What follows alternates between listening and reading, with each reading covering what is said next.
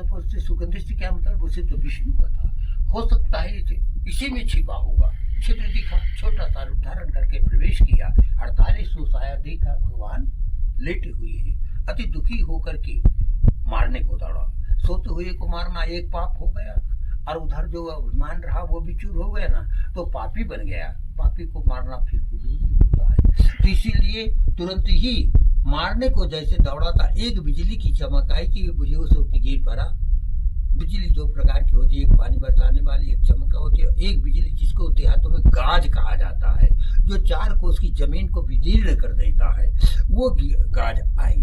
बेहोश हुआ, मरा नहीं। उसी समय विष्णु के हृदय से एक कन्या का प्रादुर्भाव हो गया। कन्या श्यामबाण घुंघराले बाल सुंदर नेत्र वाली, चतुर्भुज आयुध से युक्त और मुखारविंद से किरण निकल रहे हैं। गुफा में प्रकाश हो गया। तीसरे दिन उसकी मूर्छा जगती तो देखता क्या है कि प्रकाश है। जब देखा मिचलती हुई आंखें तो देखा एक लड़की खड़ी है।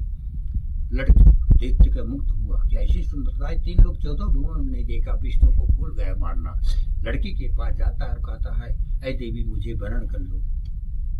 लड़की कहती है, हाँ वरण तो जरूर करूँ, लेकिन मेरी एक शर्त है। क्या शर्त है तेरी? बोले कि जो संग्राम में जीत ले उसी को वरण करूँ। क्या कोई बात नहीं, संग्राम हो जाए।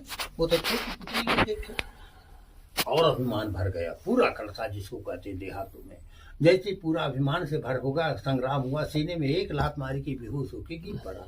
जैसे गिरा फिर बेहोश ही जगी जब तो भी उसको ज्ञान नहीं आया। नाना प्रकार का बोलने लगा, मैं इसको मारा, उसका इतने बड़ी किसकी लड़की है, क्या है, गाली गलौज देता हुआ। लड़की चुप।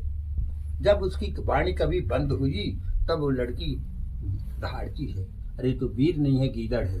तो यहाँ से पीठ दिखा के गुफा से बाहर निकल जा, नहीं मारूंगा। बेटा ही हो तो सामने आया। आग बबूला हो गया कि मुझे कोई अरे कहने वाला नहीं है। कि ऐसे दौड़ा था, इस समय संग्राम हुआ है। लड़की ने उसके सिर को काट दिया। सिर उड़ा तो देवलोक पर पड़ गया था, यहाँ पड़ गया। भगवान तो भजन में है, इसलिए लड़की भी एक कोने में खड़ी होकर के और भजन करने लगी। भगवान का हृदय तड़प गया कि कोई मुझे पुकार रहा है, आरत बचे। इसलिए भगवान खड़े हो गए। देखा तो संग्राम का दर्द पड़ा है, और यहाँ देखा तो आगे बढ़ी तो दैत्य पड़ा। बोले इससे तो हार के आया था, कैसे आया, इसको कौन मरा? आगे बढ़े, देखते हैं तो एक छोटी सी कन्या कहती, अरे देवी तू कौन है, कि तेरा क्या नाम है, और इसको कौन मारा? लड़की कहती, पिताजी। छोरी कहाँ से आ गई? मैं संकित हो गई। अरे पिताजी, आपको सोते समय जब मारने को दौड़ा तो आपके हृदय से मैं जन्म लेकर इसको धराशायी किया। और मैं कौन हूँ, क्या नाम है, मैं नहीं जानता। मैं तो आपके हृदय से जन्म लेके गए, तो आप मेरे हैं। तो ऐसी बाणी सुनकर के भगवान ने कहा, हे कल्याणी, तू मुझे सोते हुए को बचाई है। दूसरा, 2 वर्ष की देवता यहाँ छिपी हुई, उनको पुनर्वास नहीं दिला है।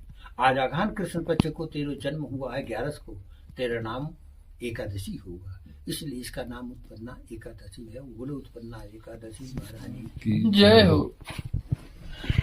भगवान आगे जब बढ़ते हैं तो कन्या जो है तो देख के पीछे जाती, सोचते हैं कि इतना बड़ा काम किया जो मैं कर नहीं सकती। इसके कितने भाव हैं, या कि कुभाव हैं। धर्म में भी भाव और कुभाव का अंतर आ जाता है। हमने ये किया वो किया, हम एकादशी के महंत है, ये अपमान से होता है ना। तो ये अपमान को तोड़ने के लिए भगवान ने सोचा, अरे कल्याणी, तू मुझसे कुछ वरदान ले। पिताजी मुझे आशीर्वाद चाहिए और कुछ न चाहिए। कहा नहीं, जब तक तू कुछ मुझसे नहीं मांगेगी और नहीं लेगी तो मेरे हृदय की शांति नहीं आएगी, क्योंकि जो मैं काम नहीं कर सका तू की। जब बाध्य किया तो भगवान, इधर भक्त और भगवान और पिता और लड़की का दोनों का प्रश्न उठता है। कितना भी दान दक्षिणा दे दो अपने लड़की को, लेकिन आंखों में आंसू आ ही जाएगा। और भक्त और भगवान का है, कितना क्या मांगे।